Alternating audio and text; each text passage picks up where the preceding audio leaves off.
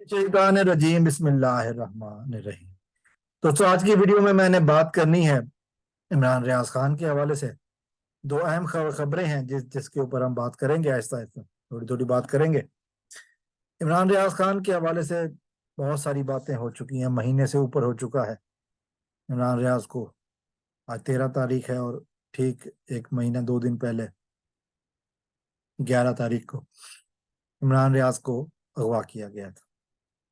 बहुत सारी बातें अदालत में हो रही हैं। जो अहम बातें हैं वो मैंने कल अपनी एक वीडियो में कहा था। डैनियल बेस्टर जो एक तंजीम के रुकन है, सोलिसिटर्स, माफ कीजिएगा, डैनियल बेस्टर का बैस नाम भी, reporter without borders, Daniel bustard, reporter without border, अब वो है हेड ऑफ एशिया पैसिफिक के। तो उन्होंने कहा था कि उन्होंने जो बात कही उनकी जिंदगी के हवाले से थी, और फिर वो जो 2 दिन पहले उनका इंटरव्यू था उस पर उन्होंने अपनी बात को रिपीट किया सफारती जराये से। लेकिन ज़ाहिर सहाफ़ी अपने सोर्सेज नहीं बताते, लेकिन फिर उन्होंने ये कहा कि हो सकता है कि मेरी बात के बाद शायद जिनके पास वो हैं उनको छोड़ दिया जाए। ये यकीनन ये एक बात थी। और दूसरी बात ये है कि इमरान रियाज के जो वालिद हैं जनाब रियाज खान साहब, उनको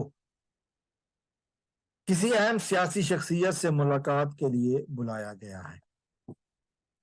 और कल तक की खबरें यही थी कि शायद उनकी मुलाकात हो गई है।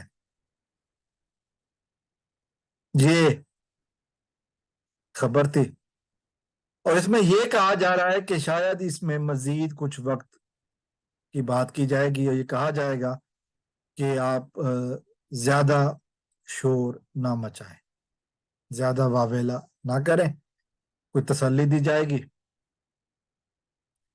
ये हकीकतें सामने आएंगी तो उनको कहा गया कि आप ज्यादा शोर ना मचाएं, ज्यादा अपनी आवाज बुलंद ना करें, जुल्म के आगे आवाज ना उठाएं। बहरहाल ये हो सकता है कि इसी शराइत पर उनका बेटा उनको वापस मिल जाए। समी इब्राहिम भी वापस आ गए, उरिया मकबूल जान भी मुल्क छोड़ चुके, और आफ्ताब इकबाल भी शायद मुल्क छोड़ चुके हैं। लेकिन आगे क्या हो रहा है ये हम इंतजार कर रहे हैं कि कब इमरान रियाज के हवाले से कोई खबर आती है, कोई पॉजिटिव, कोई ठोस खबर आती है। मियां अली अशफाक साहब मुस्बत बयान दे रहे हैं, और कुछ आलमी इदारे मुस्बत बयान नहीं दे रहे। हकीकत क्या है? मेरी एक गुजारिश होगी कि सोशल मीडिया वाले थोड़ी सी अगर जिम्मेदारी का मुजाहरा करते हुए हकीकत की तरफ फोकस रखें तो ज्यादा बेहतर होगा। अस्सलाम वालेकुम रहमतुल्लाह। पाकिस्तान जिंदाबाद।